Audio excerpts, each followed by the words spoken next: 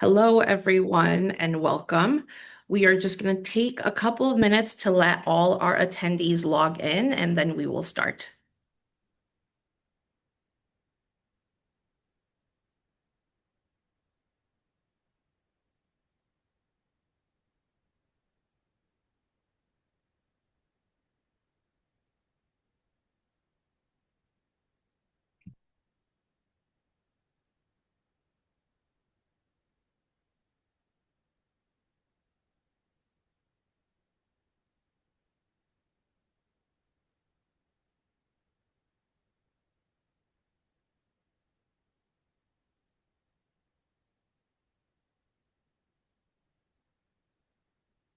Hello, and good afternoon. My name is Tarandy Panu, and I use she, her pronouns.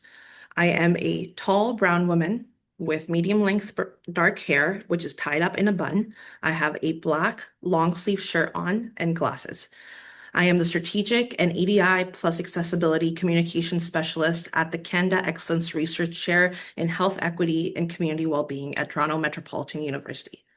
Thank you for joining us today for our virtual case study launch of the Transforming Reconciliation and Cultural Equity in Canadian Arts, co-presented with Diversity Arts Australia.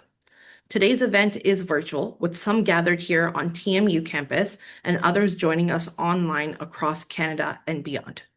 Closed captioning is provided. Please select the CC button on your Zoom menu bar in order to see the captions, as well as to enable any language translation needs.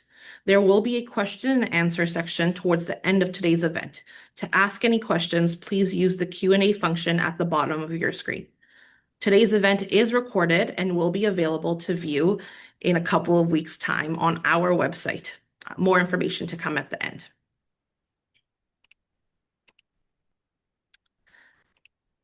Before we begin, I would like to acknowledge the land on which we gather. Toronto Metropolitan University operates within the Dish with One Spoon territory. The Dish with One Spoon is a treaty between the Anishinaabe, Mississaugas, and the Haudenosaunee that binds them to share the territory and care for the land and its resources in the spirit of peace, friendship, and mutual respect. Indigenous nations and peoples and all newcomers have been welcomed into this treaty. The work of the CERC in Health Equity and Community Wellbeing team takes place on traditional Indigenous territories that continue to sustain many nations today. Our research, partnerships, and community engagement depend on these lands, which provide space, sustenance, safety, and community. We are grateful for the opportunity to live, work, and learn here. Our work is long-term and community engaged in nature. Together with our partners and advisors, we aim to advance disability justice and health equity through intersectional research grounded in accessibility, care, and lived experience. We acknowledge the importance of research by, with, and for Indigenous peoples and are committed to building meaningful relationships with Indigenous colleagues, communities, and partners. Indigenous teachings remind us that our responsibilities are not only historical, but ongoing. They call for us to act with care and accountability in the present. In this spirit, we offer our respect and gratitude and commit to supporting relationships, practices that uphold Indigenous sovereignty, knowledge, and futures. We also recognize that accessibility is a shared responsibility and an ongoing practice. We are committed to creating inclusive, barrier-free spaces, physical, digital, and relational, where diverse ways of knowing, being, and participating are respected and supported. We strive to ensure that our events, research, and communications are accessible to all, and we welcome feedback to continually improve our practices in alignment with principles of disability justice and community care. So now a little bit about the CERC and health equity and community well-being. Led by Professor Karen Soldatich, we are a transformative research initiative that employs an engaged community partnership approach to expand our understanding, practice, and delivery of health outcomes for all members of our communities. Through collaboration with a network of healthcare institutions, service providers, and civil society organizations. The program aims for a paradigm shift, one that challenges a siloed, expert-driven approach to health and well-being, and moves instead towards a community-engaged, preventative model of well-being. Uniquely applying a critical disability lens, the research program aims to not only reduce health disparities that are inextricable from their social context, but to embed community knowledge into healthcare institutions, systems, and models of delivery.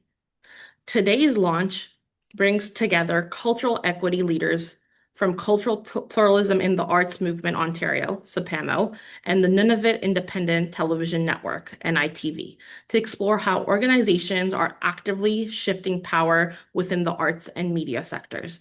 Through two case studies, speakers will discuss practical approaches to shifting decision-making powers within arts organizations, building long-term equity systems rather than one-off initiatives, supporting Indigenous, racialized, and marginalized artists and communities, developing leadership pathways that transform who leads and who makes decisions, creating media and arts platforms that strengthen language, identity, and visibility, and responding to funding inequities and institutional resistance.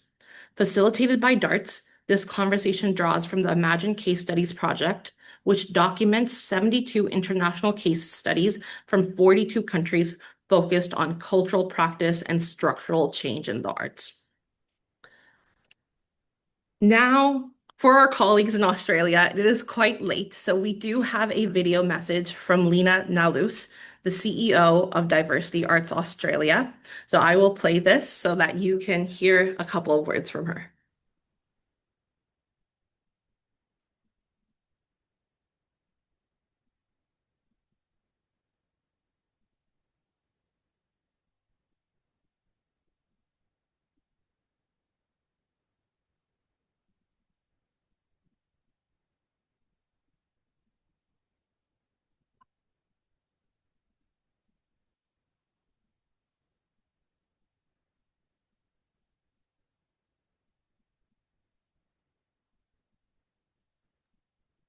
I think there might be a output issue. Just give me one moment and I will share the direct link.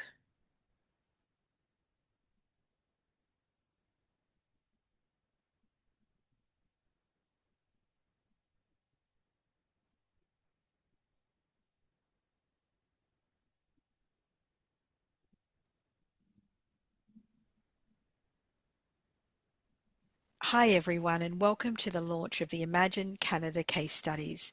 My name's Lena Nahlus and I'm the CEO and executive producer at Diversity Arts Australia. I'm sorry I can't be with you today at this very early morning in Australia, but I'm excited to share this moment with our partners, our colleagues and communities across Canada, Australia and beyond. I'd like to start by acknowledging that I'm recording this on the lands of the Wongal of the Eora Nation and to pay my respects to elders past and present and extend that respect to all First Nations people and Indigenous people joining us today. These two case studies highlight incredible work of two organisations, Cultural Pluralism in the Arts Movement Ontario, or CPAMO for short, and the Nunavut Independent Television Network, or NITV. What connects these organisations is their commitment to communities having the power to shape their own stories, protect cultural knowledge, and influence the systems that affect them. CPAMO shows us that cultural equity requires long-term organisational change, while NITV demonstrates the power of Indigenous-led media in sustaining language, identity and connection. At Diversity Arts, we know that knowledge sharing across borders strengthens our collective work for cultural and racial equity in the arts, screen and creative industries. These case studies are an invitation to listen, learn and consider how we can create cultural systems where communities lead and their voices are valued. Thank you so much to our partners, the Canada Council for the Arts, Canada Excellence Research Chair in Health, Equity and Community Wellbeing at Toronto Metropolitan University, CPAMO and NITV for making this work possible. And of course, thank you to our team at Diversity Arts Australia, and thank you to the team who documented this via Toronto Metropolitan University. I'd also like to make a special mention of the Canadian Consulate in Sydney, who kind of were the connector in all of this. I hope you enjoyed today's conversation, and also that this might lead you to dive into some of the other Imagine case studies that we've been collecting from all across the world. Thank you. Diversity Arts Australia is the national voice for ethnocultural and migrant equity in the arts. We work with creatives, communities, and organisations to ensure our creative sector reflects who we really are. Because right now, too many stories are missing. Too many voices are not heard. We run anti-racism and equity training. We build skills. We open pathways into leadership. And we work with institutions to create real change. We produce research, share knowledge, and amplify the work of culturally and racially marginalized creatives. Because representation is just not visibility. It's power. It's participation. It's who shapes the future.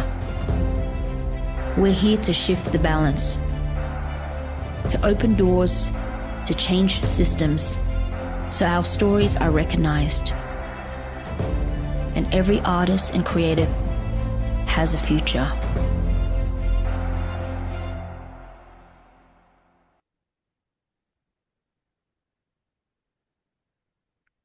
Thank you again to DARTS for this initiative and for trusting us with this collaboration opportunity. Now I would like to invite Liz Ann, Director General of Arts Granting and Partnerships at the Canada Council for the Arts, to say a few words about this initiative. Hello, good afternoon. Can you hear me? Yes. Terrific. Hi, everyone. Really happy to be here. My name is Lisanne Johnson. I'm the Director General of Arts Granting and Partnerships at the Canada Council for the Arts. I'm calling from our offices, which are located in Ottawa on the unceded, unsurrendered territory of the Anishinaabe Algonquin Nation, whose time here reaches back to time immemorial. For those of you who are not familiar with the Canada Council, we are Canada's national public arts funder.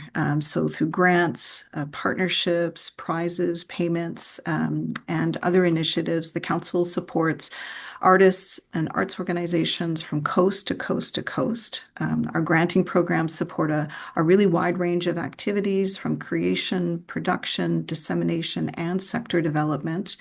In our last fiscal year, we supported over 5,200 recipients in over 2,000 communities across Canada. And we also manage Canada's Public Lending Right program, which offers annual payments to over 18,000 literary creators, primarily authors.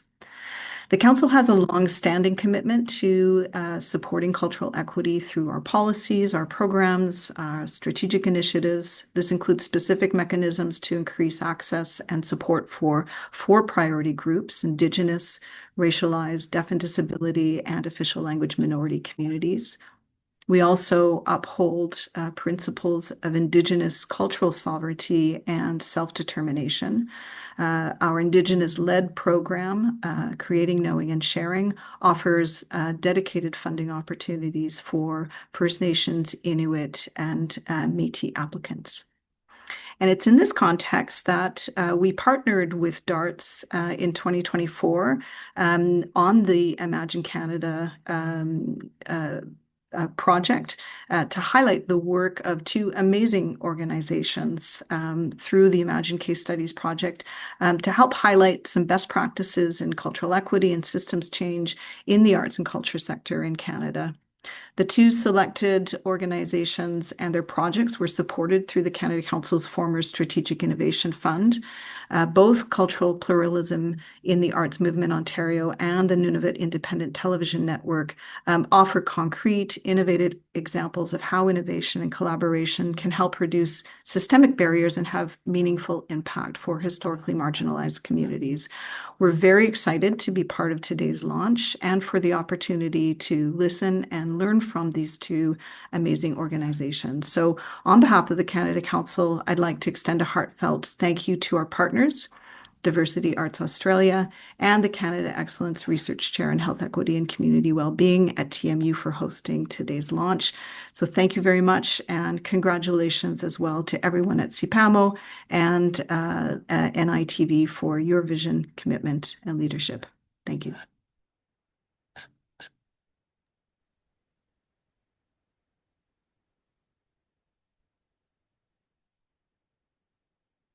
Thank you, Lathan and Lena. It is now my pleasure to launch our first case study, after which we will invite the CPAMO team to share a few words and expand on the video.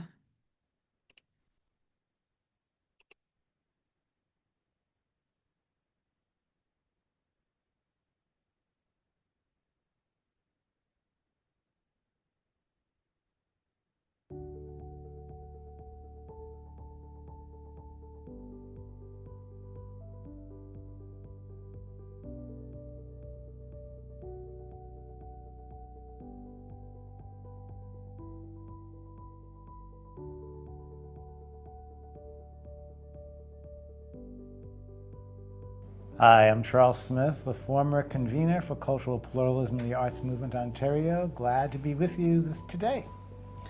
And hello, I'm Erin Jones. I'm the current convener, co-director, and manager of transformational change.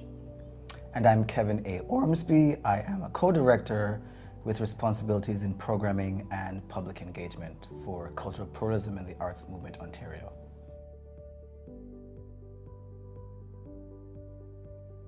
We developed Cultural Pluralism in the Arts Movement Ontario to bring artists together with funders and with presenters to talk about what the challenges were to presenting their work. That grew in time to realizing we needed to have educational programming to support presenters predominantly and funders around what are the challenges that artists were facing, particularly IDPAC artists, in terms of getting their work supported and then presented. And we also did some work with artists as well on how to engage with presenters, how to look at raising funds, how to look at developing their organizational infrastructure so they can sustain themselves over time. We've done a lot of educational workshops and have grown that into what we now call CPAMO, Cultural Pluralism in the Arts Movement Ontario, Pluralism Organizational Change. We've now on our 5th cohort for that. And those cohorts actually engage arts professionals in a 1.5-year education and training program. We take it very seriously and suggest to them that there are 5 key areas that they need to look at. One is on what is their own internal systems around equity, anti-racism, and so on. And that includes their staff, their board, their programming. The other is how are they engaging with communities?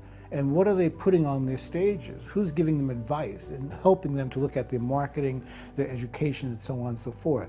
And then, of course, looking at how they then connect with others to make this happen. One of the things that we're doing is train the trainer. We're teaching arts organizations that have their own audiences and their own reach how to take some of the same things that we've been doing and move it forward. So we're bringing that and engaging the 9 organizations that we've been working with, for instance, to ramp up their skills so that they're in a position to take that same knowledge and pay it forward. And not only that, but make it their own.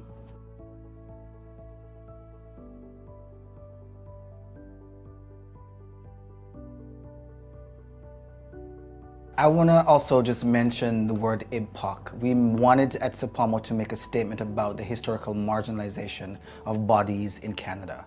And so we do not say BIPOC, we say IDPAC, because we wanted to make sure that we, as an organization, was going to look at the historical racialization and marginalization. And we thought that would have been as part of our reconciliation to start with Indigenous bodies. Some of the ways in which we support those IPOC artists is through one of the festivals that I run, which is the Gathering Divergence Multi-Arts Festival and Conference. And so it links both the organizational work through CPAMO POC with the artists. We want to make sure that the artists are seen by presenters. We also want to make sure that they're being supported in the work that they need to do.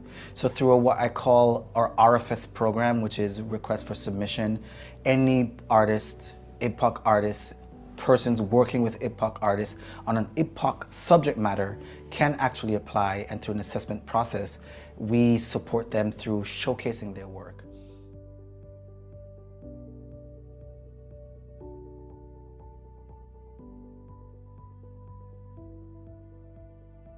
An organization that doesn't have a lot of money, in fact, when we began, we had no money, needs to collaborate, needs to understand how to work with others in the field. And that means, how do we hear what others are saying, and how do we see what they're doing? We'd always worked in partnerships with other organizations because that increases the impact. And our final thing with CPAMO POC 5, it's a train the trainer program. We are teaching the organizations, there are 9 in that program, how they can deliver to their members sessions on anti-racism, equity, decoloniality.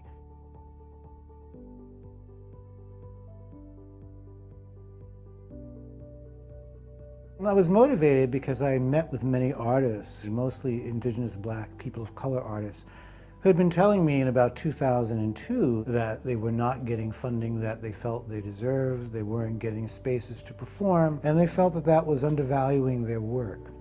So in time, we developed Cultural Pluralism in the Arts Movement Ontario to begin having dialogue between these artists, between funders and presenters as well. And it's only within the last, let's say, 15 to 20 years where artists of color and Indigenous artists are beginning to make some headway in getting grants and so on to do their work.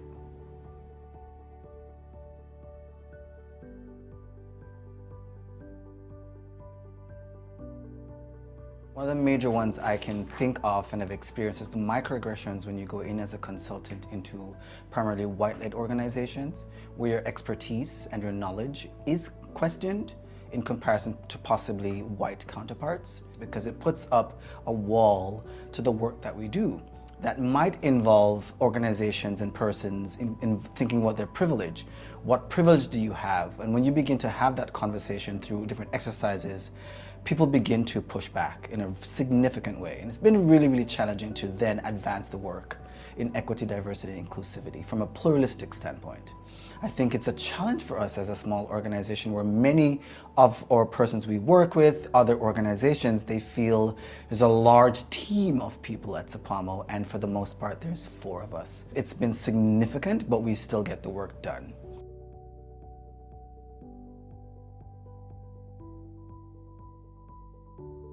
Giving artists that don't have access to some of the things that the corporate world has. We've done Train the Trainer with 9 organizations, and the content has been on a lot of things that people indicated they didn't have access to and were very thirsty for. How to manage an organization, leadership content, succession planning. The really great thing about adult learning when you bring organizations together is they teach each other, and they bring their lived experience.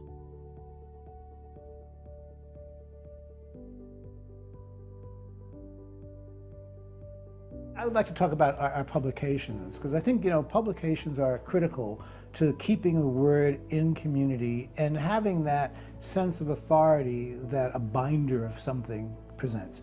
We started it off with what we call Pluralism in the Arts in Canada, Change is Going to Come. And it contained essays, articles by various artists and presenters around what was needed in terms of how to see the art, number one, the aesthetic values, and what was needed in community. It also contained change kits, tools for change. When we've done some organizational reviews, it has resulted in policy changes or development of policies that didn't exist, so that some of their needs are met in a better way, or there's greater representation where there hadn't been before.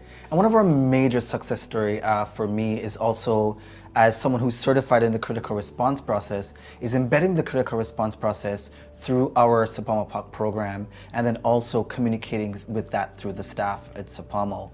And the critical response process is a 4-stage process that literally it enables opinions to be shared but in a safe space. And so everyone, an organization, the ED, goes through the critical response process, but as a way of safely sharing their opinions to a particular subject matter, and in most cases it's around equity, diversity, inclusivity. So it takes away also the nervousness and the tension, because we're building spaces of trust and bold spaces where equity, diversity, and inclusivity is at the forefront.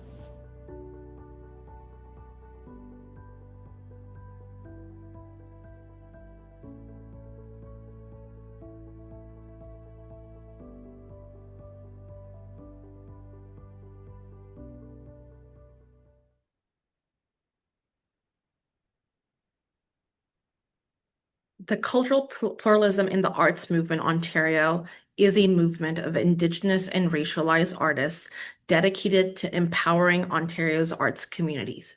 Through advocacy, capacity building, and meaningful partnerships with cultural institutions, CPAMO has worked tirelessly to create opportunities for Indigenous, racialized artists, arts professionals, and organizations across the province. However, this brief introduction only scratches the surface of CPAMO's extraordinary impact. Over the years, the organization has led transformative initiatives, championed systemic change, and helped reshape Canada's arts sector by advancing cultural equity and inclusion. This is why we created this case study, to share the breadth of CPAMO's work and highlight its many accomplishments and celebrate the lasting impact it has had on artists, organizations, and communities across Canada. We are deeply grateful to the CPAMO team for partnering with us and generously sharing their experiences and insights. It has been an honor to learn more about the transformative practices they have championed and the meaningful change they continue to inspire in the Canadian arts sector. With that, it is my pleasure to present our first presentation from the CPAMO team. So I would like to introduce Kevin Ormsby, Aaron Jones, and Charles C. Smith. And I will change over the slide deck. Hello, everyone. So pleased to be here. We will try to elaborate on some of the key things from the video. And Kevin and I are co-directors of CPAMO at this place and time. And we're very grateful to have our original convener with us, Charles Smith. So because he had some of the founding intention and motivation to begin CPAMO, we're going to hand it over to Charles to speak to some of the core values and why CPAMO exists. Thanks, Erin, and thanks to everyone. I'm going to ask Tandeep if you can move to slide 5, the highlights. There we go. First, sorry, go back a bit. I should introduce myself. Sorry. I always forget that. Hi, I can go back to slide. There we are. Stop there. Hi, my name is Charles Smith. I am a man of African descent, brown in color. I wear glasses that have kind of a red tint. I'm wearing kind of a green shirt today, which is unusual because it's summertime and I really should be in a short sleeve shirt, but it's cold. I am the founder of CPAMO, and as you saw in the video, it took a bit of time to bring that into being. I also founded the Black Perspectives Cultural Program in Regent Park back in the 80s, which I would think is one of Canada Council's first community-based programs that it funded back in 1982-83. And currently, I am the project lead for what's something called the Canadian Network for Equity and Racial Justice. Well, one of the areas that we are looking at is around arts and culture. I'm a poet and I'm a performing artist, and I work with a number of other artists, dancers in particular, to bring my poetry and the dance work together to a stage. If we can go to slide, are we going to everyone first and then slide 5, Erin? So Kevin and you introduce Yes, why don't we introduce ourselves? Okay, go ahead. So next slide, please. That would be me. I'm Erin Jones, and I am a woman of Caribbean descent. And having had a former corporate background, having been a global VP of Learning and Development, a diversity, equity, inclusion consultant, and a certified DDI facilitator, I was so excited to bring that side of my world to CPAMO, because I also have another side of my life, which is acting, playwriting, directing, poetry, stage management. And I found the two worlds had been working in parallel, and now I have the wonderful opportunity to bring them together. And with me, you'll see I have my little executive assistant. This is my adopted kitten who has decided to join us. Over to you, Kevin. Thank you, Erin. And I'm Kevin A. Ormsby. I'm born in Jamaica, raised in Toronto, matured and danced for many years in New York with Garth Fig and dance choreographer for The Lion King. Again, a dance practice, research, creation is one of my backgrounds. My art sector experience varies from art strategy, consulting, advocacy, again, equity, diversity into pluralism work. I'm again critical response process certified. I'm a programmer, I'm a facilitator, and I am a cultural instigator, and I enjoy being a cultural instigator. My artistic practice is primarily dance, but I would like to say that I'm a multidisciplinary artist, and I'm the artistic director of Cachet Dance, a Afro-contemporary based company in Toronto, going 18 years in. I am bald head. I have beard that's white and also black, so speckles of gray in between. And I'm wearing a green shirt with a white stripe. I want to also honor that the entire Western Hemisphere is Indigenous land. And so I'm coming to you today from Kamahone, Kamahwe, which are Kalingo and Arawak words for Grenada. Over to you, Charles. Thank you. I'm just going to go through some of the highlights, but before that, because you heard a lot about in the video collaboration, and I just checked out the participant list and want to bring greetings to Glodine Brown, Lotta Potter, Roger Sinner, Nicole Hamilton, Victoria Glitzer, Leslie Fisher, Monica Diaz, Coco Murray, Lisa Gleave, Jerry Yoshitomi, and Pam Lau. People who have been working with us from the beginning and are still connecting. And it's important to say that because it's part of our reach, not just in Ontario, but across Canada and in some cases globally. So what I'm going to do is try to bring you through the history and vision and approach that we've taken, what we're doing around developing leadership capacities, some of our major initiatives, some of our success stories, and what we see as 4 areas of expertise and focus that we have. So if we can go to the next slide.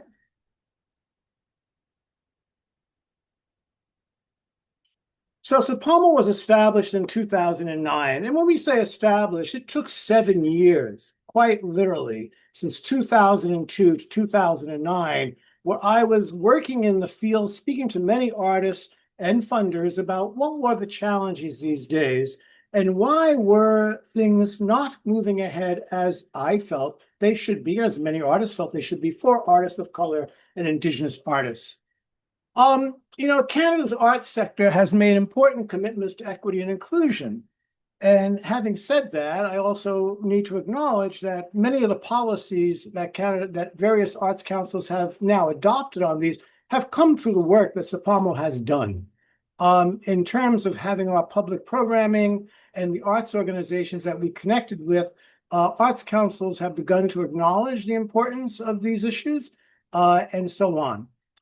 But despite this, many artists and arts organizations that come from IPOC communities still struggle with representation and leadership roles in decision-making strategies, and they face institutional resistance, funding inequities, and looking at that makes it difficult to sustain organizational development and change. So few of us have operating grants, for example, rather than having some spine that would enable organizations to keep their work afloat on a continuous basis. Equity requires more than representation. It really requires activity in decision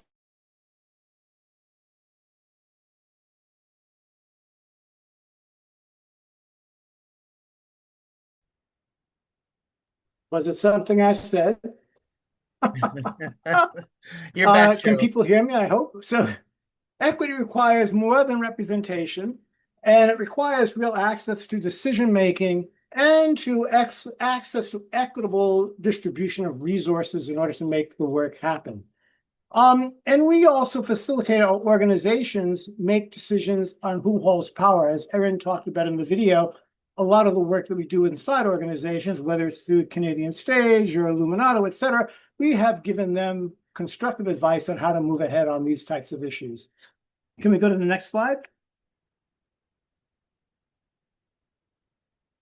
Our mission is to support arts organizations, artists, and communities in creating equitable systems that foster belonging, innovation, and sustainable leadership. And I think we can go to the next slide. And our values are very much built around aesthetic competence and excellence, but underlying that are issues, the values of equity, of social justice, of collaboration, of pluralism, of community and inclusive leadership, of accountability. And we talk about accountability for organizations that receive lion's shares of funding and also arts councils. Continuous learning. How do we continue to grow and learn and so on about new developments within community, new developments within funding. Accessibility, and then, of course, taking action to promote change that would increase the representation in meaningful ways of artists of color and artists, Indigenous artists, as well as artists with disabilities. The intersectionalities are really important here. Can I go one more slide?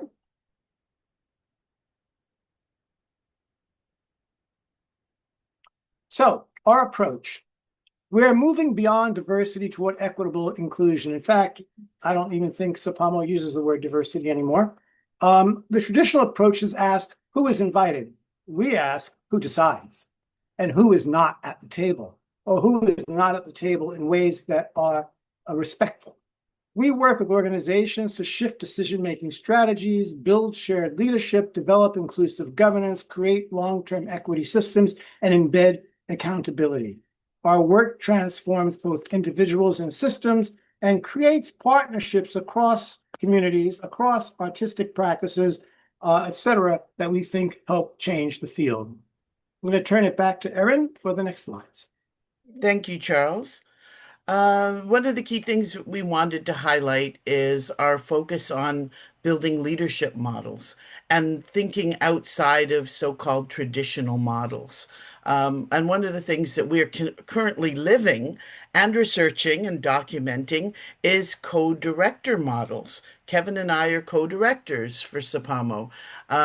We have been looking at and studying shared decision-making, complementary leadership, and it's highly beneficial, not for the faint of heart, because there's a change management perspective to this as everyone gets into how do they work optimally together.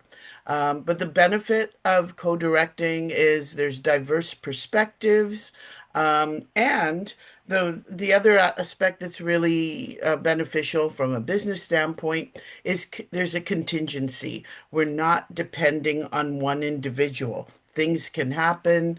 There's different priorities that need to be addressed, and you can then spread that responsibility. If we can go to the next slide.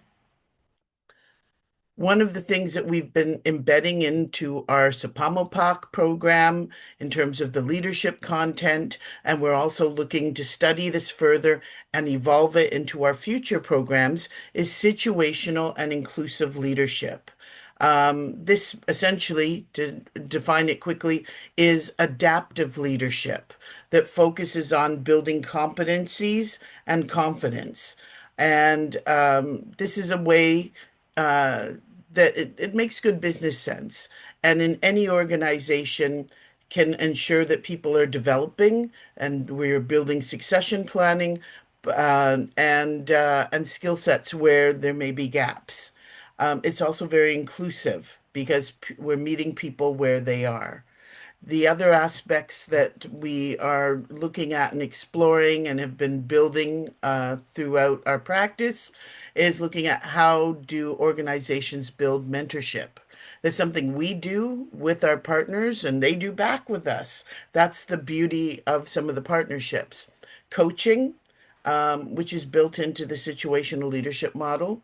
Professional development, as we've been developing so many modules around change management, organizational development, community engagement, conflict management, and more. And these are things that, again, some community groups that are equity seeking have not traditionally been able to access. And if we can go to the next slide. I'm having a little issue on my own side here. I just wanted to quickly speak to our multiple projects, but I also want to, as co-director, hand things over to Kevin to speak to. We have so many areas that we cover. We advocate for equity in funding. We address institutional resistance, as Kevin mentioned in the video, and this is very real. And it's also part of change management. Resistance is unfortunately a natural human response. We look at invisible barriers, and that's constant learning and unlearning of things that many of us have been having raised in a Eurocentric or colonialized business structure, that we have to unlearn some of the things that we've done, raise our unconscious bias to the surface so that we're looking at what those barriers are so that we can dismantle them. The organizational culture, positive, healthy culture does mean productivity. It makes good business sense. And that is something that organizations we work with become to know and capitalize on.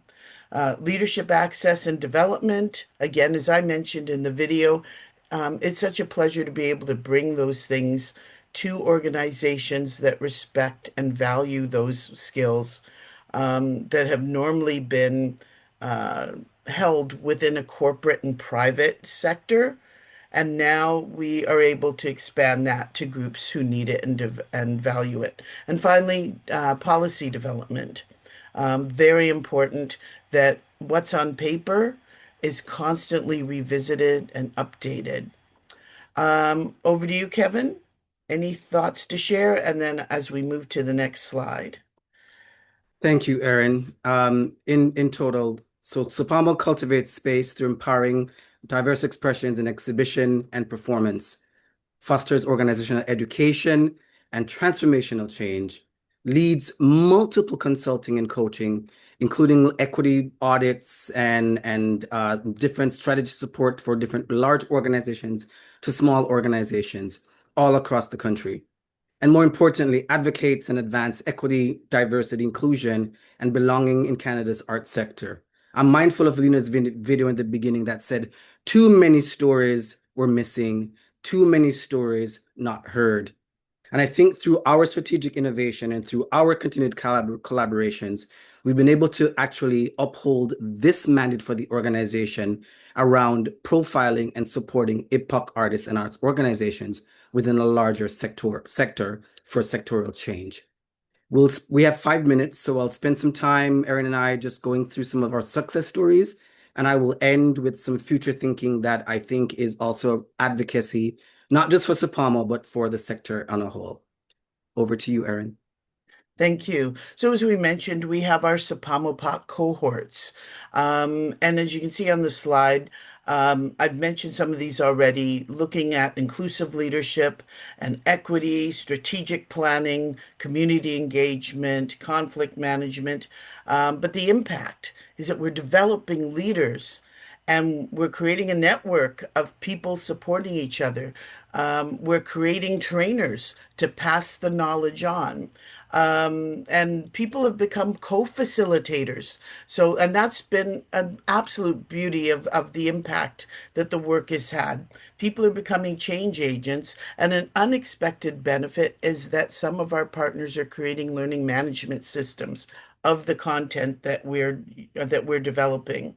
So let me hand it back to Kevin to talk about Gathering Divergence.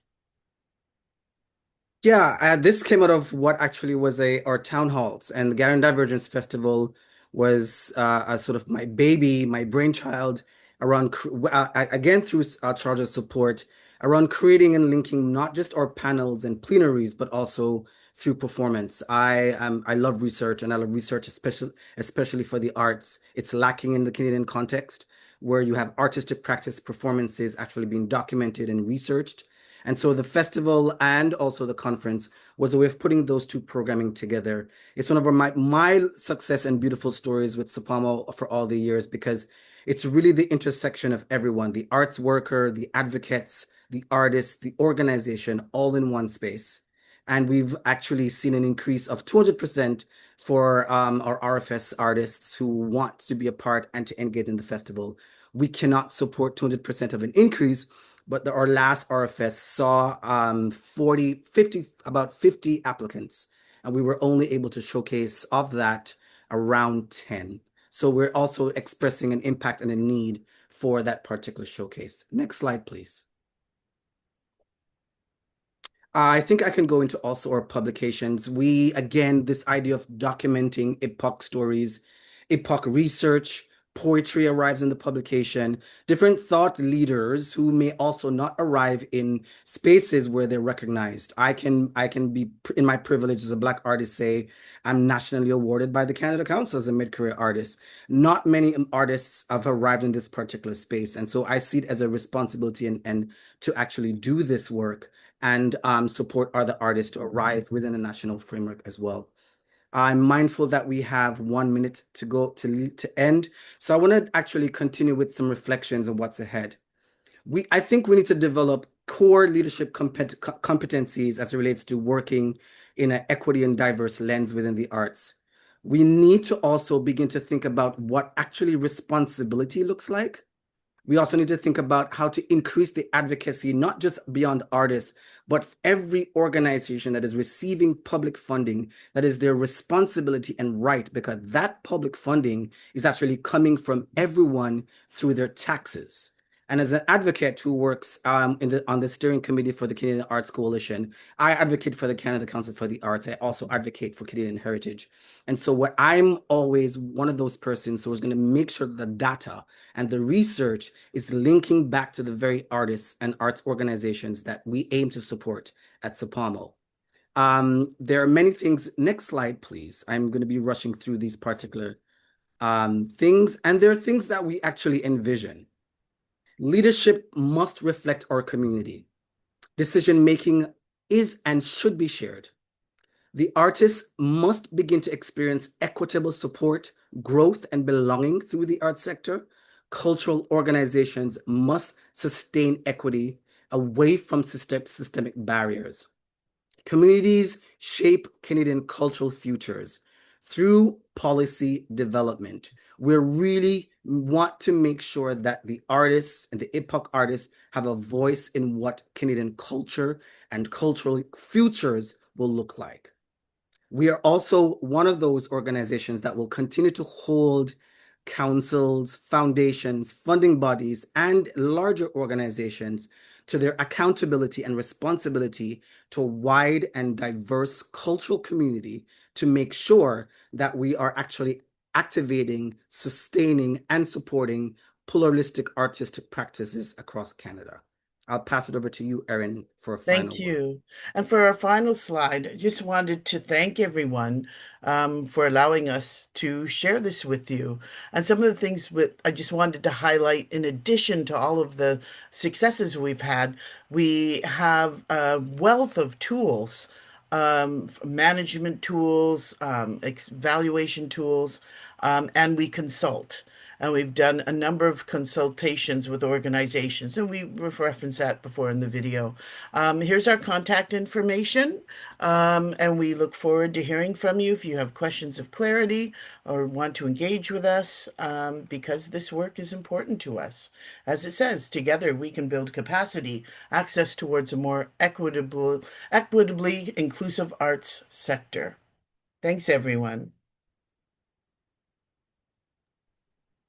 Thank you. Thank you so much, Kevin, Aaron, and Charles. It's been a pleasure working with you over the last about 18 months now. I myself have an arts background, so the work that you do is very, very meaningful, not only to me, but to many of my colleagues and to from the perspective of our center, arts-based knowledge and arts-based tools are very important when it comes to health equity and community well-being. So it's been such a pleasure working with your team. Now I'm going to move on to our next case study.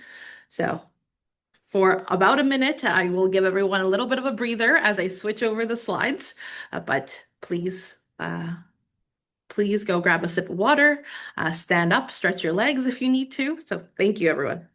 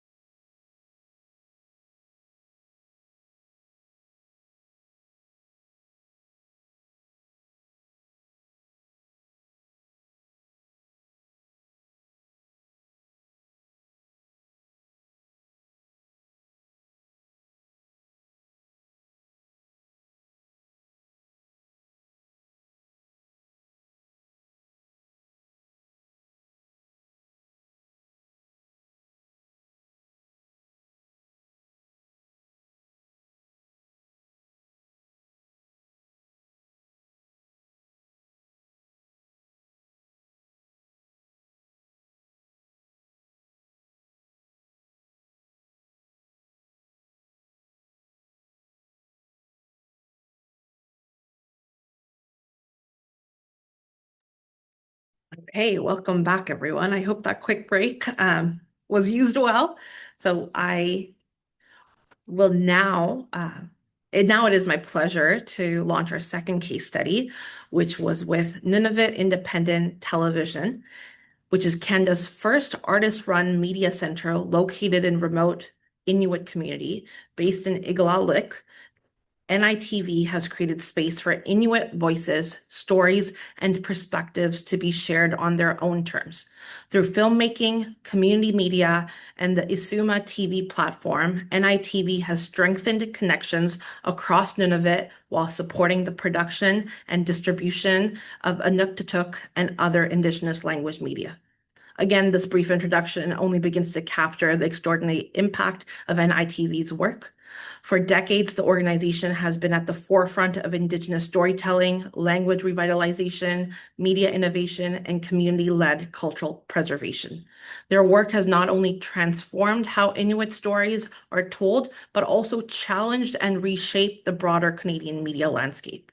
That is why we created this case study, to celebrate NITV's remarkable achievements, explore the many initiatives they have led, and recognize the lasting impact they continue to have on Indigenous media, cultural sovereignty, and storytelling.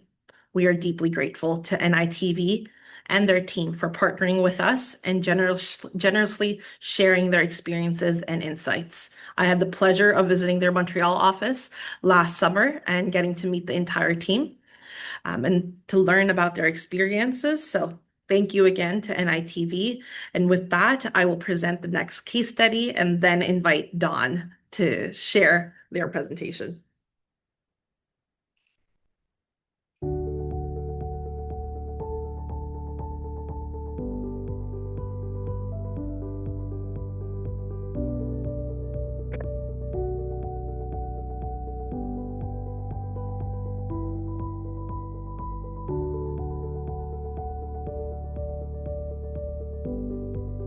Nunavut Independent Television Network was founded in 1991 in Igloolik to promote and to protect Inuktitut programmings. First it was in Igloolik only, and since 2021 we became national to 600,000 subscribers. And as of January 20th of 2025, we became national throughout Canada to 10 million subscribers. We have grown so much and so rapidly within 4 years.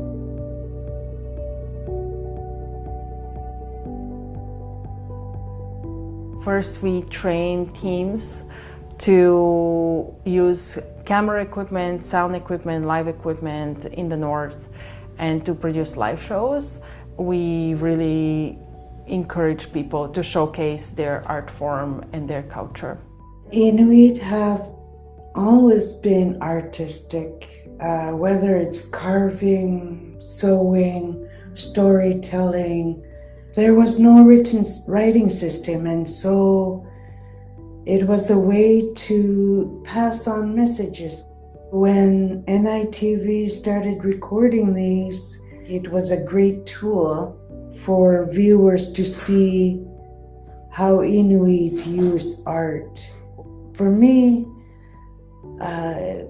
part of it is part of healing, part of it is sharing the message I want to share, or bringing out people's best quality.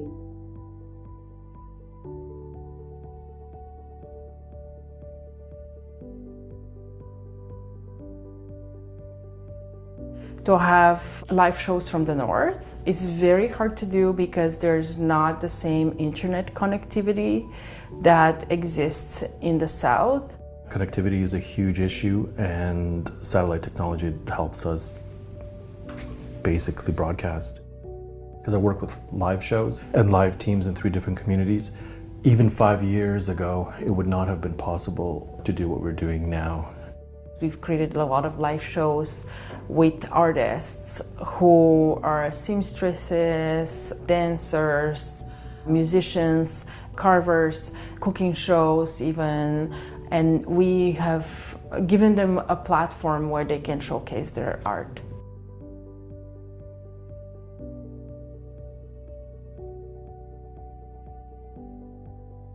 Sometimes our crews go in people's homes to film, and they have to have a good dynamic with the people from the community. That could be a challenge sometimes because, you know, each person is different, like they have different interpersonal dynamics. So yeah, that's a lot of the times they are trying to have the best relationship possible.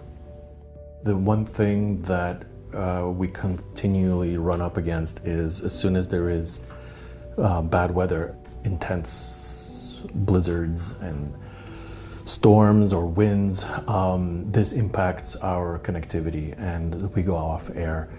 I would say in winter months, on average of once a month, we do lose connectivity. It's brief, it's never, I don't think we've ever lost connectivity to the extent where a show had to be completely canceled, but we do go off air for maybe, you know, 5 seconds to maximum a minute.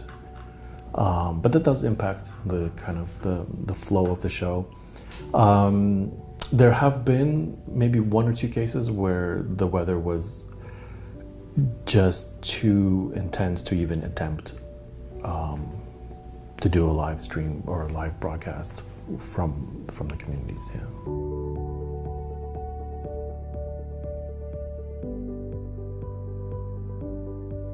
I think most recent experience, maybe I'll speak about that. We did a live broadcast of a music festival in Iqaluit. It was a music festival focused on Inuit musicians and artists, and the fact that it was broadcast live made it available to, well, now that we are on cable TV, to 10 million homes. Myself, personally, I can flick the channel or go on the website and have that choice to see my people, my language, our culture. I feel very proud of that. And I can show my children and my grandchild, this is where we are from. This is our people. This is our language.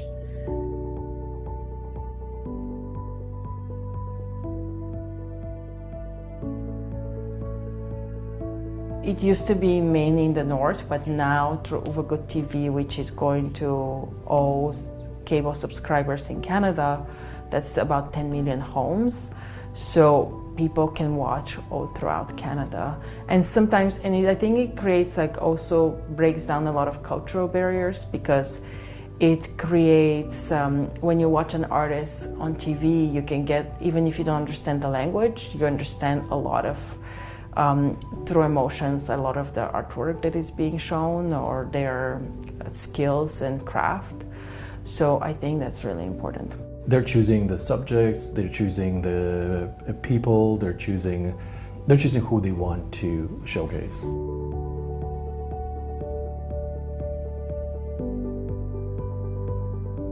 How I see it in the future is that we want to make it more public to throughout Canada, and that we want to expand the NITV range of people. Expanding the programming to more communities and involving more communities in the north in our broadcasting.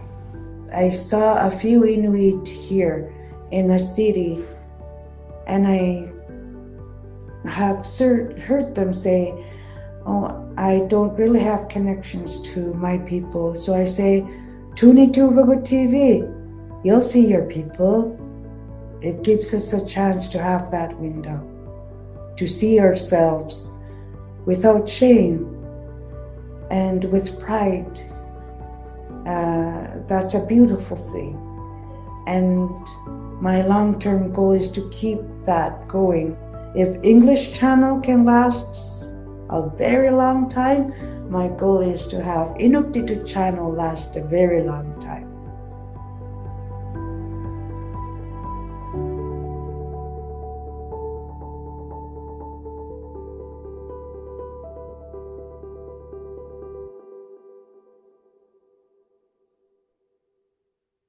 Thank you everyone for watching our second case study. The video offered a snapshot of NITV's work, but there is so much more to the story. We now have the opportunity to hear directly from Don Olivians, Manager of Original Programming and Acquisitions, who will provide additional context and share the experiences behind the work and reflect on the impact NITV has had over the years. I'm just going to switch over to your slide deck, Don, and then we can begin. Thank you.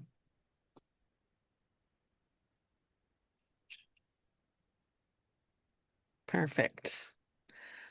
So welcome everyone. I am an Indigenous woman with medium brown hair. I'm wearing it down today, and I am wearing a purple top.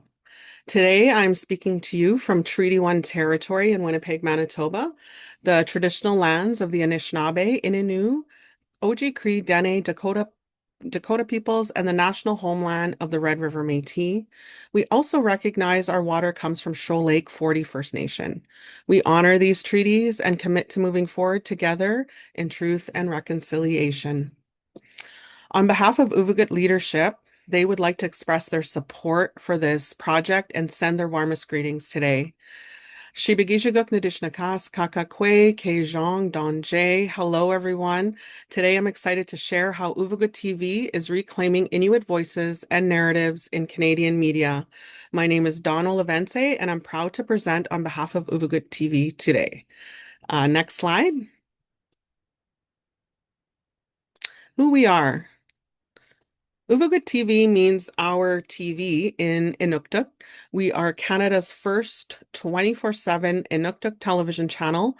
We launched on January 18th, 2021, and just last October, the CRTC granted us a national broadcasting license.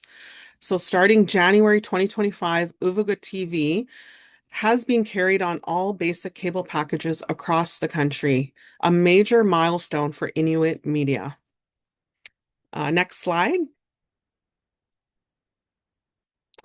Our mission is simple but powerful. We connect and empower Inuit to share stories with one another. We make sure our children grow up seeing themselves and hearing their own language on television. We also inform our communities about issues that affect our lands, lives, and culture. Through authentic Inuit storytelling, humor, and ways of seeing the world, we strengthen ties across Inuit Nunavut and build understanding with all Canadians. Next slide. Who we are. So Uvagut TV is owned and operated by Nunavut Independent Television Network, which is NITV, which was founded in 1991 in Igloolik. NITV has spent over 30 years dedicated to Inuit culture through video, art, and media. We are now 25 employees strong, led by our acting executive director, Linda O'Shaughnessy. We are governed by a board of directors and a community advisory committee that ensures community voices guide our decisions. Next slide. Here are the key strengths that make Uvagut TV unique. We are a transformative force for Inuit storytellers, producers, writers, directors, actors, and crew.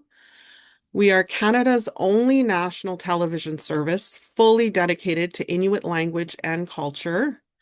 We build a strong ecosystem supporting project development, giving emerging creators real experience, and growing production capacity. Our strategic planning strengthens long-term vision, governance, partnerships, and audience development. Ultimately, we deliver broad benefits, greater stability, better industry coordination, more commissioning opportunities, and increased confidence for Inuit content creators across Nunavut. Uvagut TV supports a resilient and thriving Inuit and Northern screen industry. Next slide, please. Some of the challenges in reclaiming our voice.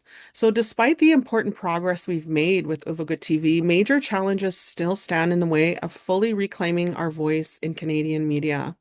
For generations, Inuit stories, language, Inuktitut, and our unique perspectives have been marginalized or simply erased from mainstream television. Too often, our children grow up without seeing themselves reflected on screen or hearing their language spoken, which weakens cultural identity and language transmission across generations. External narratives continue to dominate, replacing our authentic voices, our humor, our knowledge systems, and our lived experiences with outsider interpretations. On top of that, we face severe practical barriers, limited funding and production resources, especially in our remote communities spread across the vast territory of Inuit Nunavut. The geographic distances are enormous, dialects vary, and we still have very few Inuit-controlled platforms dedicated to our storytelling and current affairs. Connectivity remains one of our biggest hurdles. The internet in the north is extremely expensive and unreliable, making digital distribution and live production very difficult. We also struggle with funding sustainability and retaining talented Inuit creators who are often drawn to opportunities in the south due to limited training programs in the north. These are not just technical problems, they are barriers to cultural survival. That's why Uvagut TV's mission is so urgent. Next slide. Our approach to shifting power and embedding equity. We are addressing these challenges head on. We are Inuit owned and operated. Our leadership is 100% Inuit. Our governance includes strong community advisory input. We leverage policy tools like our CRTC license and conditions of service. We run open calls for proposals with an ongoing dedicated openness. We support emerging talent in an effort to grow and support the community and focus on knowledge sharing, putting real power and resources in Inuit hands. This is genuine power shifting. Inuit control the narrative, the budgets, and airtime. An example of this is one of our major projects we have called Wrong Husband. It's a dynamic feature film about Inuit tradition, love, shamanism, and supernatural beings. It premiered at the Toronto International Film Festival last year and won Best Canadian Feature. In addition to the feature film, Zacharias Kunik, the producer, created a 13-part video project called Imana, which means like this, to document and share his unique filmmaking practice. So part of it was masterclass, part video memoir. It was a way for Zacharias to pass on knowledge to the next generation of Indigenous filmmakers.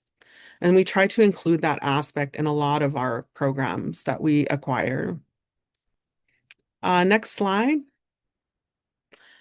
Uvagut TV's programming is deeply rooted in Inuit perspectives, language, and lived experiences. The channel offers strong children's content 5 hours every day, including popular series such as Tundra Friends with Susanna Glukark and Tuktu. These shows play a vital role in supporting Inuktitut language transmission and helping young viewers connect with Inuit values and stories. Regional news and current affairs are a cornerstone of our service. We air live each week with plans to expand coverage, including Inuit Circumpolar. This ensures Inuit voices from across all regions are heard on issues that directly affect their lands, communities, and lives. Feature films and documentaries highlight the richness of Inuit storytelling. These are supported by dedicated documentary and movie blocks featuring Inuit-produced content. Through strategic partnerships with organizations like the Inuit Broadcasting Corporation, Takramayut Nipingat, ICS, and OKS, Okalahatigit Society, we keep those connections very strong within those northern communities. Along with an open call for proposals, Uvagut TV continues to grow a strong pipeline of authentic Inuit content. Ultimately, this is more than television. It serves as a vital cultural infrastructure for Inuit communities. Next slide. Through this journey, we've learned that authentic community governance works. Language and humor are powerful connectors, and consistent local production builds trust. Of course, challenges remain, scaling nationally while staying rooted locally, meeting quotas and resource limitations in remote communities. However, our key takeaways for you today are center community voices early, authentically, advocate for policy support, prioritize culturally rooted storytelling, and build knowledge transfer for the next generation. And I think that's something that's very intrinsic for Indigenous people in general, is that we're always working 7 generations ahead. I'd like to end with a quote I hear commonly in the Indigenous community, and that is, "Nothing about us without us." And I think that is a cornerstone for the work that I do personally. And I feel once that's being fulfilled, you're on your way to building trust within community. And the last slide, I just want to thank you all for listening to me today, and I will pass it back to you, the host.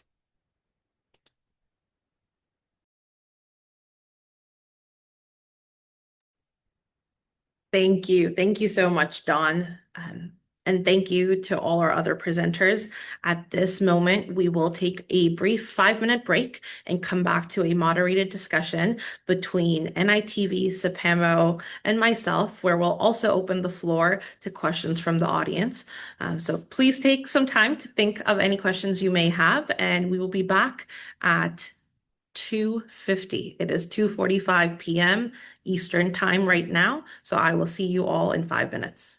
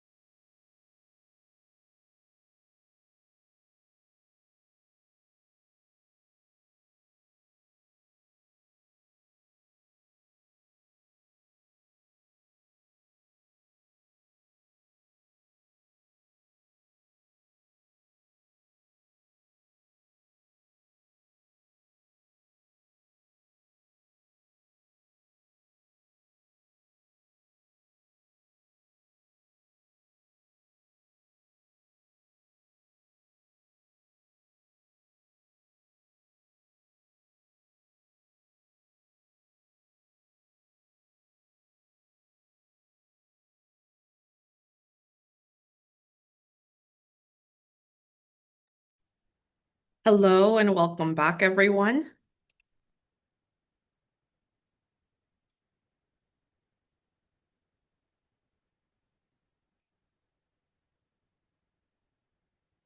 We are now going to move into our moderated discussion, where we'll explore some of the key themes and ideas raised by both of today's case study videos. We also encourage everyone attending to participate by submitting your questions using the Q&A function at the bottom of your screen. We'll leave time at the end of the discussion to answer as many audience questions as we can.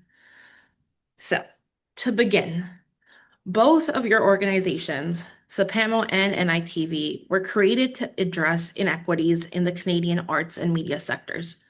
Looking back, what has been the most significant shift in power you've witnessed, and what made that shift possible? And I'm going to let any of you start this discussion.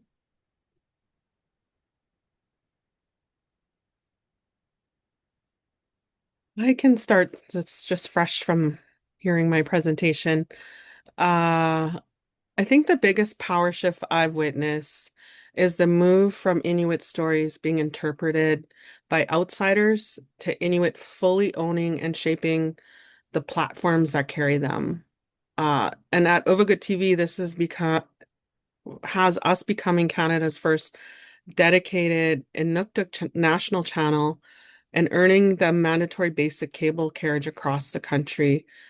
That happened through decades of grassroots work by NITV, relentless community advocacy, smart policy engagement, and a clear vision that language and storytelling are central to cultural strength. So I would say that's probably been like the biggest shift I've seen.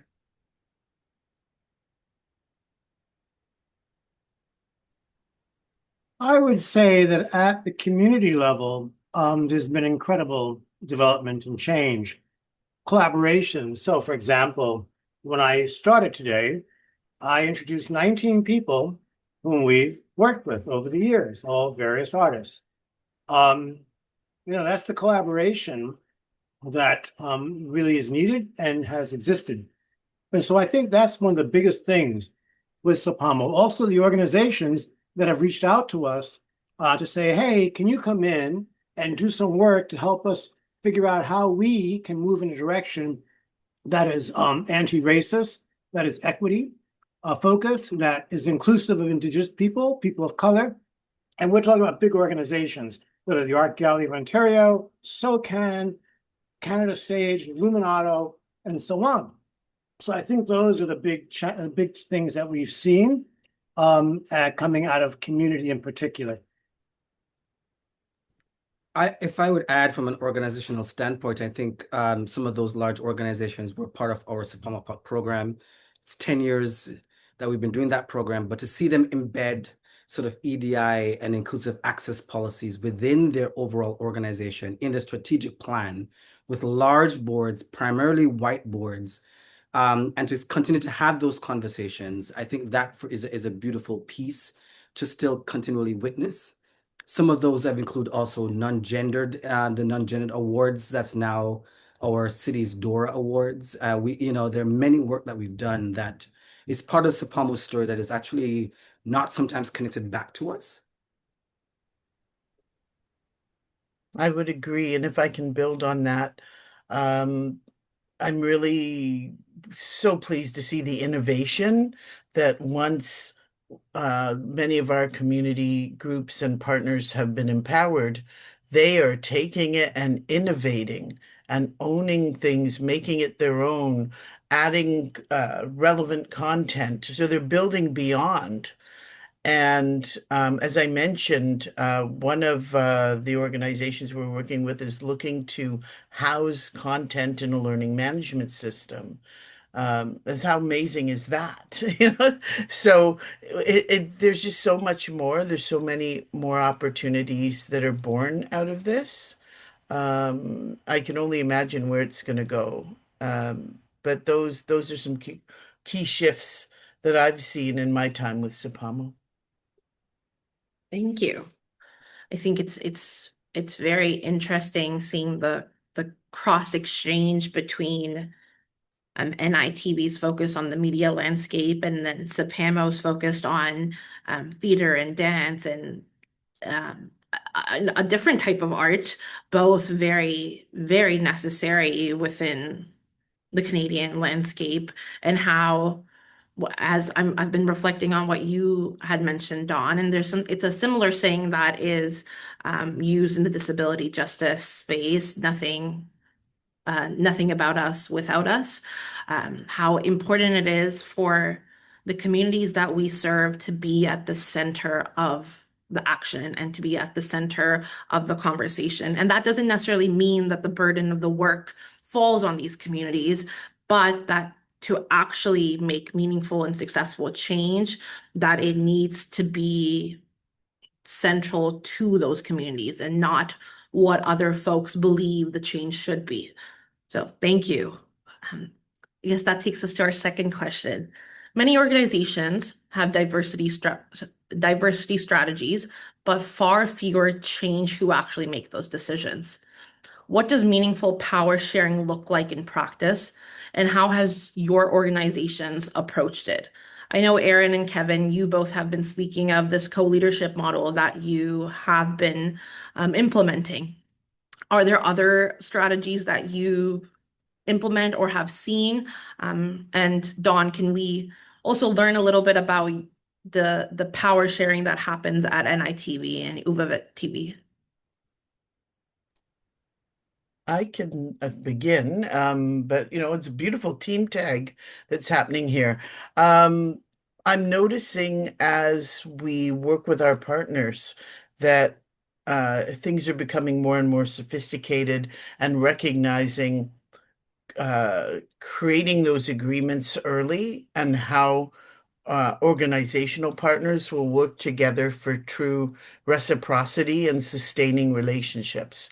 Because one of the things I think is a key goal for all of us is that it's not unequal in partnership, and that one side is not feeling used by the other. So that's one of the things I've been watching with our partners, is that they're truly helping each other. And it's interesting to see the organizations that excel and are building relationships with other organizations and reaching out to their memberships. That's been very powerful in terms of the shifting power. But recognizing to make it effective, we have to have some engagement agreements from the get-go.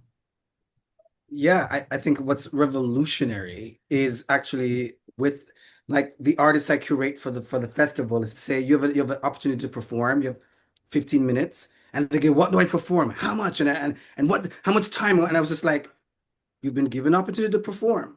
What you perform is completely up to you within the context of the festival. And I think so many artists are put in these boxes and silos around what their artistic expression looks like. So that for us is revolutionary, as revolutionary in being the equity inclusivity police. I love walking into an organization and say, can you show me evidence beyond a checkbox of what exactly are the things that you've been doing, that you're enacting and implementing? And they don't have to be big things. They could be really, really small things.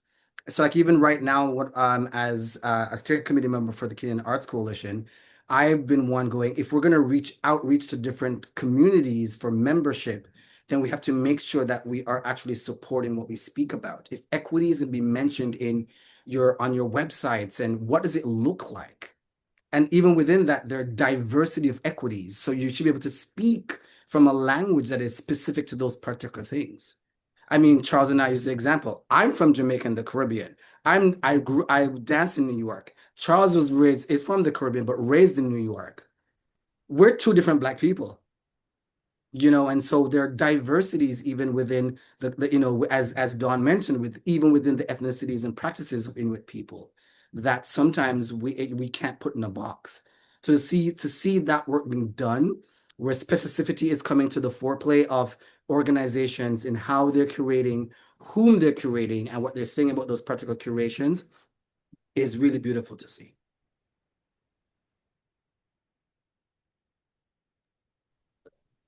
Yeah, and I think with Uvagut, like our leadership, I would also say echo what Aaron mentioned about, it's a very circular. It's like there's no real hierarchy. It feels like, the work you're doing comes together that way. And I think we're really connected with the community who's empowering us as well.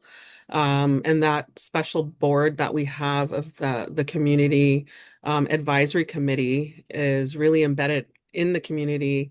And I think having that direct relationship is really important for us and empowering them as well, that they actually, they're not just a consultant or, they're part of this network and they're part of the work that we're doing, and it's really embedded. It's not sort of a side piece or, just on top of everything. It's very much a part of our organization.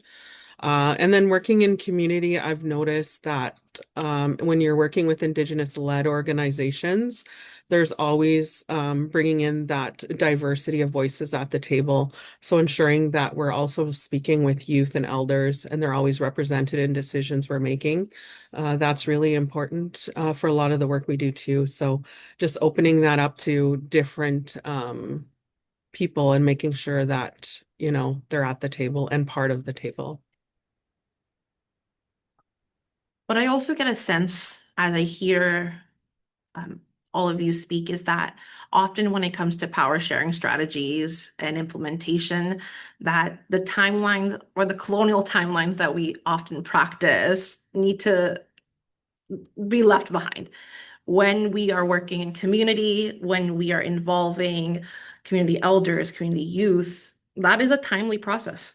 That often requires lengthy timelines, the need for flexibility and the need for change often, which I often find that in, again, Western contexts is often not appreciated, is often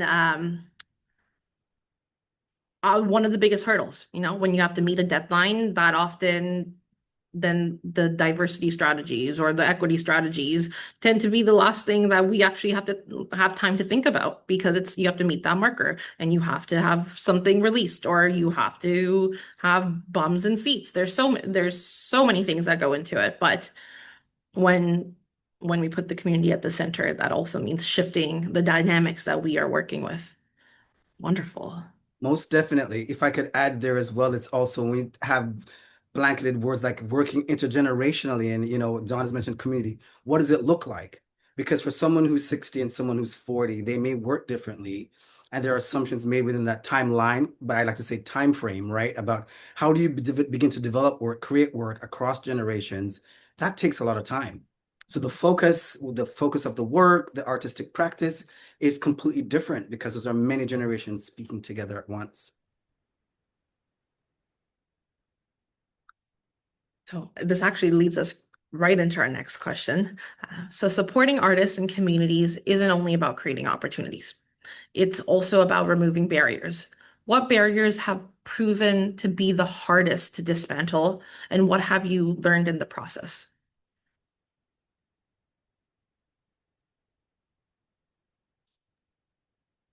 I'd be remiss if I did not say that funding is the problem. I would be remiss. All due respect to the arts councils, but it happens for a long time and still operating on project grants predominantly. And given what you just said about working in community and the time it takes, you got to finish a project and then you're going to move on. It can't be the same project. It's got to be something else. And operating is, forget it. Years we've been saying to our councils, you have been funding these organizations for the past 50 years. And now you're beginning to fund some of our organizations. That's nice. But we are nowhere near where they are. And how do we get there? And what is your responsibility to enabling that to happen? Not just sitting back passively, we'll see the grant applications, but constructive leadership to say, for the 50-odd years since these councils were established, they have been funding in a way that is, I'll be blunt, discriminatory. Right? And you don't remedy discrimination by sitting back and saying, let's see who applies, let's see how we go. You have to have a plan, you have to have a time frame, you have to have commitments, and you have to shift resources to make it happen. We've been saying this for a long time, and we're still not seeing that level of accountability from funders to say, we will do these things to enable these emerging organizations to be at the same level of organizations we've been funding for the past 60 odd years. When we see that, and when we see the accountability mechanisms that are put in place, then we'll know we're really making change, not a little piece here, a little piece there, a little project there. This group gets a bit of operating and so on. No. Those days need to come to an end. I would say, and it's for, I think, all of us to understand the impact of systems on the work that we do. And it's the impact of also colonial systems on the work that we do. I'm often reminded that when many funding bodies was founded, the Indigenous arts was not actually included in the overall national artistic content. I'm one of those persons who I have to understand systems because I'm completely, as Charles mentioned, impacted by them.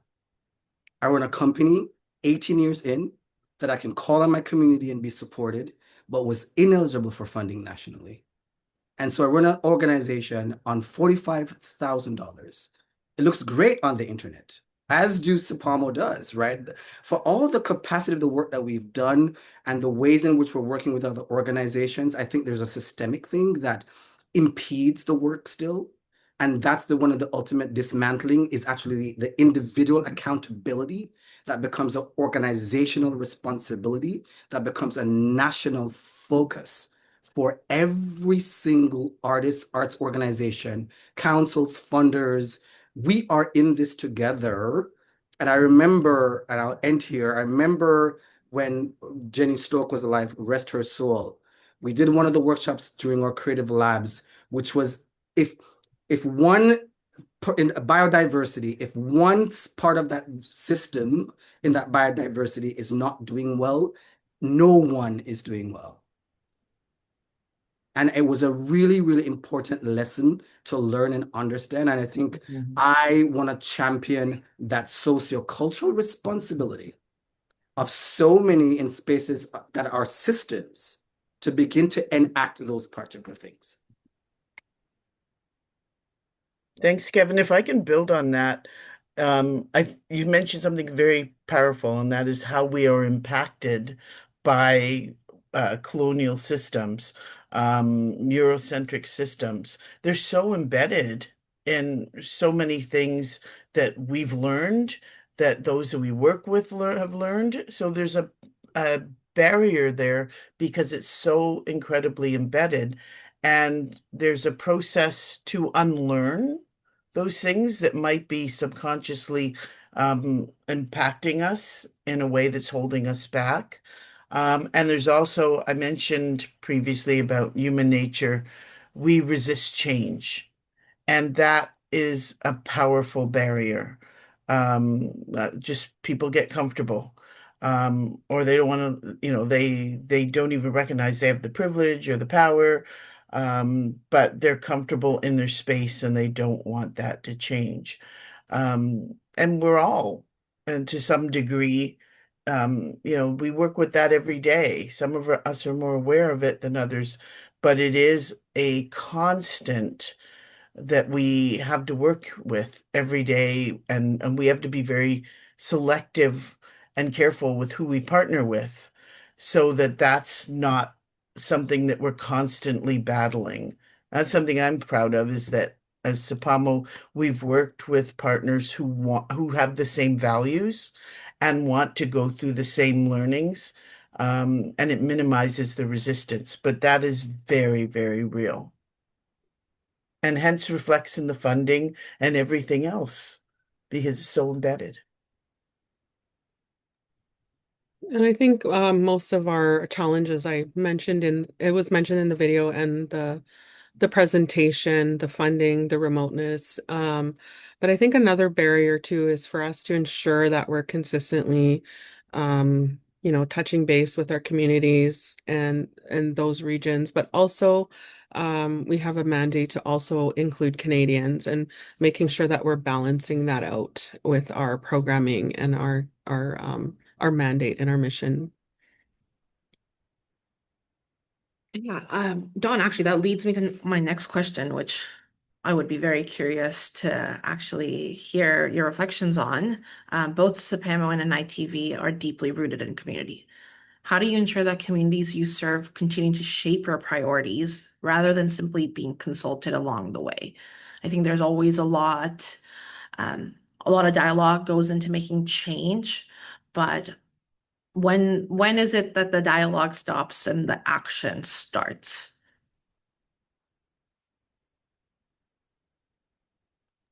I think with Uvagut, because it's very much a part, it's embedded. So it works along with us. Like it's part of who our everyday sort of structure and how we move forward. So I think it differentiates us from other organizations in that it is embedded. Like it's part of, they set the tone where they're a big part of our whole, how our organization moves. So I think that is huge. But we also have other touch points, like with news being in other regions, and ensuring that we're hearing those voices as well. We're very cognizant that we're touching base with as many northern regions as possible and the languages as well. So yeah, I think there's that authenticity is that we're actually on the ground and we're in the communities. We're not sort of this entity that's outside, and their voices are we're also very involved in like live events and community things that are happening. So they're seeing themselves on our channel or they're seeing themselves on TV. And some of our programming is structured very community based. So when you watch our show, like it's an actual event that's happening. We're a commercial free channel, so it's not structured like a mainstream network, so to speak. So I think it's very close to the heart of the people in those communities. And I think that's how we're very much staying close and involving on different levels.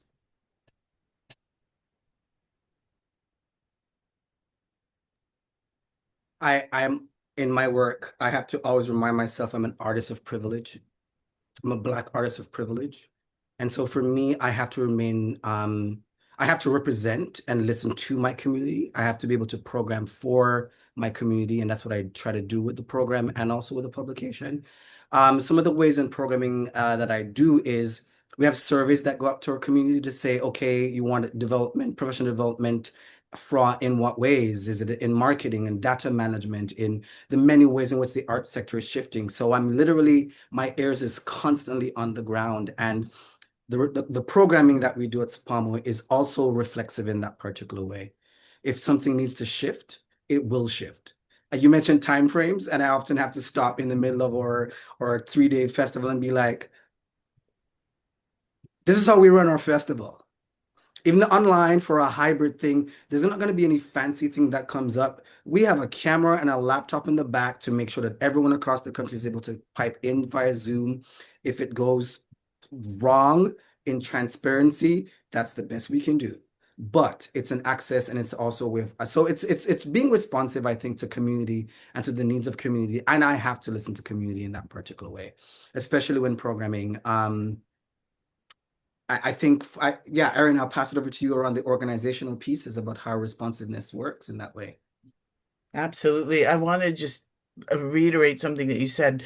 The thing that I find of value with our organization and who we work with is that we are practicing artists. So our fingers on the pulse in our respective areas.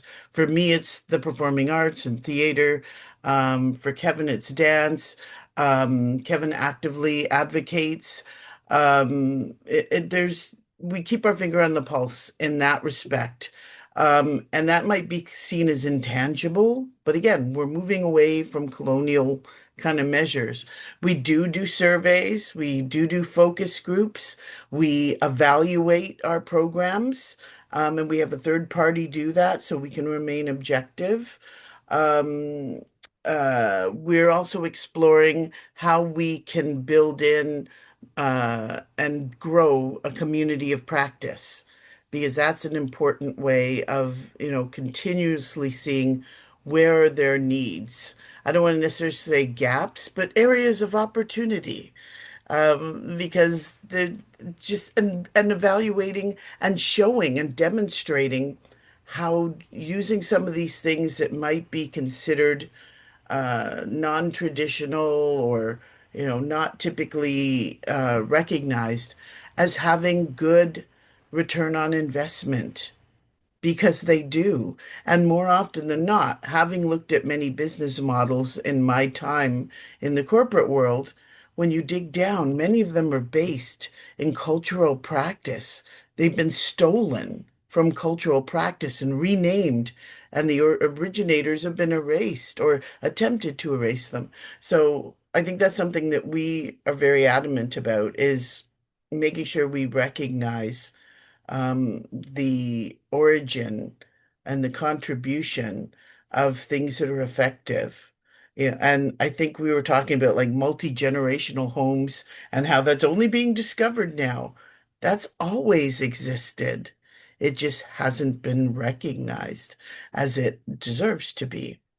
So I hope that gives you some sense where we put some structure in, but we balance quantitative with qualitative.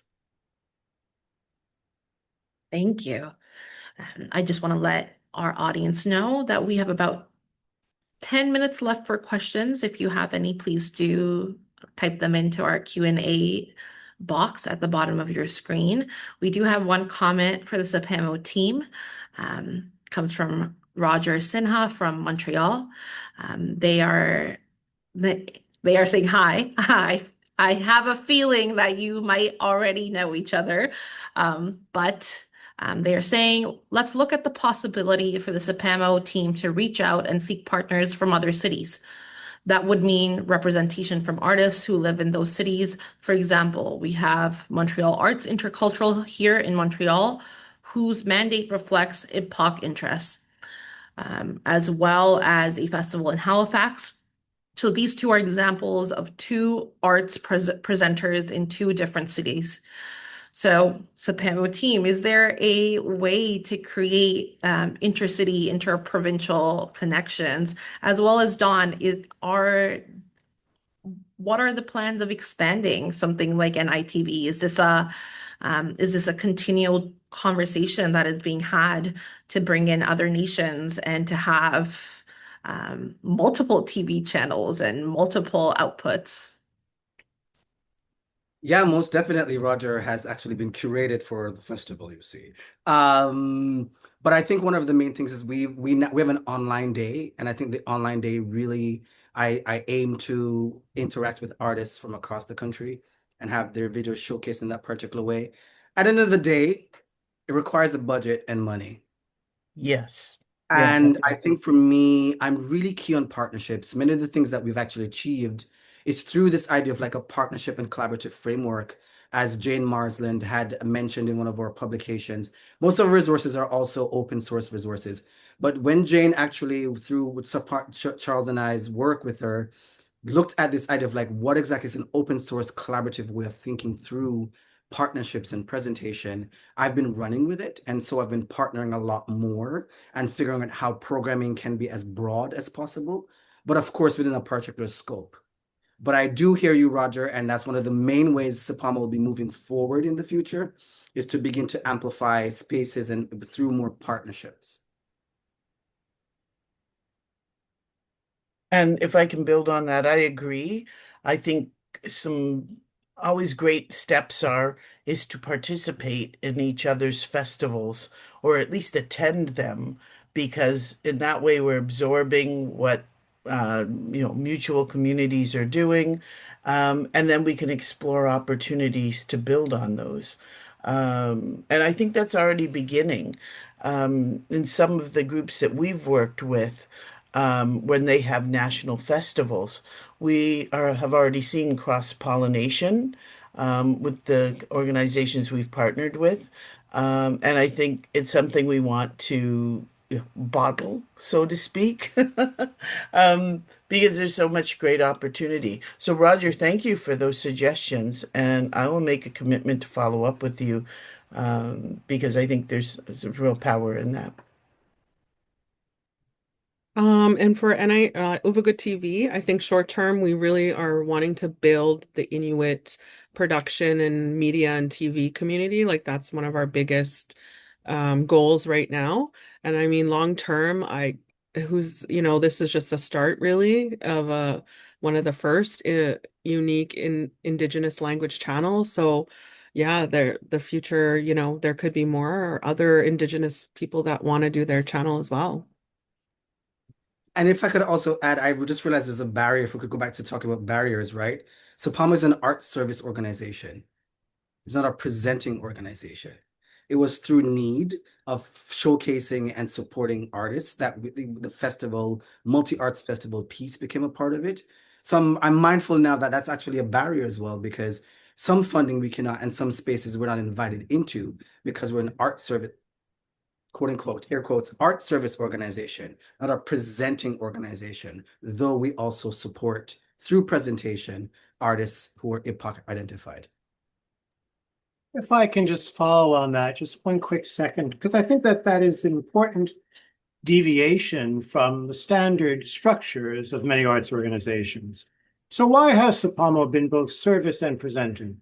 Why? Because we wanted to make sure that in the early days when we were presenting work to be shown, and we had a number of presenters there, not only would they see the work, but they would also be able to have a conversation about what makes up the artistic practice that these individuals are following.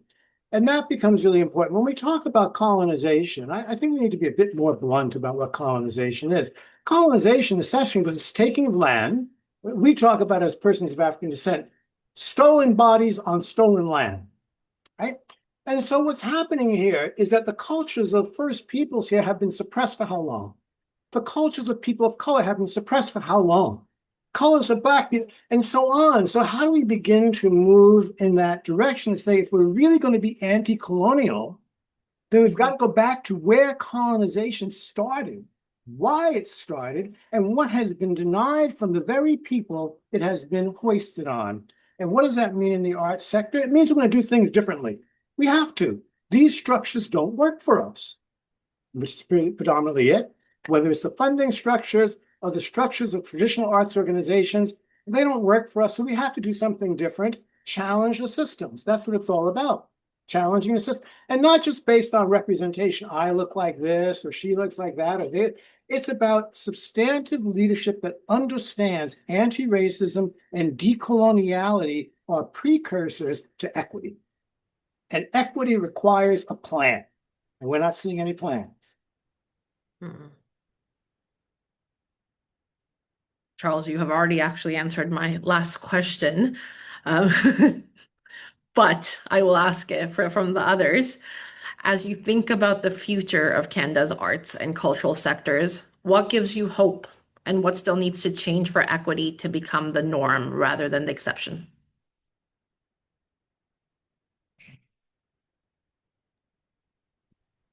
Well, if I start in Toronto, it's now let's frame the conversation differently. Due to immigration, we must understand that the diverse cultural persons is the global majority. We must begin to understand, like a space like Toronto is now majority epoch presenting persons. We must begin to understand that the future of Canada will look differently, as Dawn mentioned, generations down. And we must begin to invest. Cultural investment in that gives me joy. It gives me a purpose in still continuing to speak up and advocate for what exactly is differences in African diasporic expressions across the country. It gives me immense joy that there are young future adults who are resisting the very same coloniality of presentation and form and are actually pushing different ways of thinking through the artistic practice forward. And I would love to see them amplified more in these relationships across the country as it relates to creation and presentation and finding voice? If I can build on that, a couple of things. One makes me excited is the connections that, are being made. And I hope that CPAMO and NITV can continue, our dialogues and see how we can support one another. I'm very excited about that. And if I can give others hope, I can give a small example of having worked in another organization many years ago, and it took me 7 years. I wish it was shorter, but it took 7 years where I saw a shift in the organization, where this was in Toronto, where all the folks that worked in the organization that reflected the community were in the low-level precarious jobs. But through work like what we're doing and having systems built to track and measure and support and champion equity and building confidence, building skill sets, we started to see a shift. And the succession planning started to look like the community. And we saw a beautiful shift in better representation across gender, as well as across different equity-seeking communities. And I was so pleased, but it took me a lot of work. And you have to have champions to keep pushing out the biases and the forces that keep wanting it back the way it was, and selling the benefit and the what's in it for me principle to get us that far. And there was some real return on investment for that. For those that valued that, they got something out of it. But it meant opportunity and equity for those who were putting in work that hadn't originally been recognized. So that was and that gives me hope that it was done in a smaller kind of chasm, and it can be done again. And it is happening. We just have to keep that momentum. And just to reiterate, the funding and the support, the budgets need to be there in order for that to happen.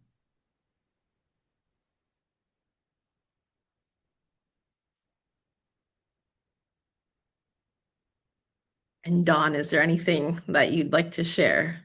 Oh, sorry. I thought I had the answer.